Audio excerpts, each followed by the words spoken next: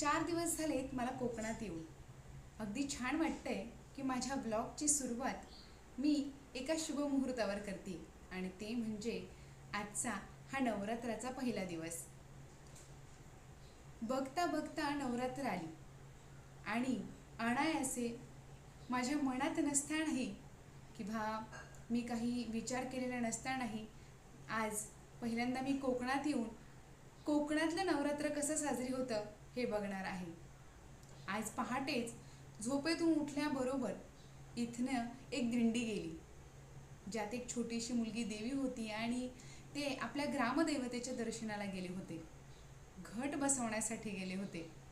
कोकणातली माणसं, कोकणातला निसर्ग अगदी निर्मळ, सुंदर आणि पाण्यासारखा, तसेच कोकणातले सणही अगदी छान आणि माणसांसारखेच प्रेमळ आणि हवेहवेसे वाटणारे आहेत हे नक्कीच. चॅनलला जर सबस्क्राईब केलं नसेल तर सबस्क्राईब करा, शेअर करा आणि लाईक करायला विसरू नका. चला तर मग बघूयात कोकणातलं नवरात्र.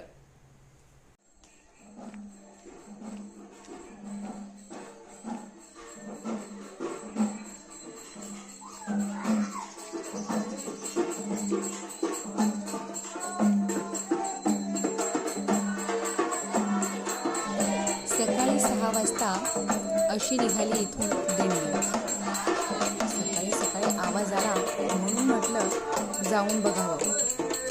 तसा बहिणींनी मला अंदाज दिलेला की इथे सकाळी एक छोटी दिंडी निघते म्हणून त्यांच्या गावच्या ग्रामदैवताकडे. छोटीशी देवी बनवलेली आणि सगळेजण छान देवीची आळवणी करताना दिसतात.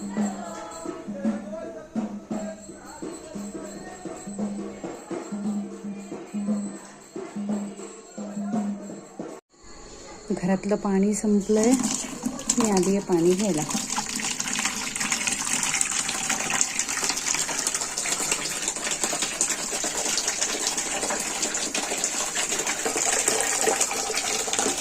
दिवसभर काहीतरी बघेन म्हणता रात्र झाली आणि कसलं काय आज तर काही कुठे जायला संधीच नाही मिळाली. पण उद्या मात्र नक्की जाणार आणि तुम्हाला सुद्धा दाखवणार कोकणातली नवरात्र कशी साजरी होते.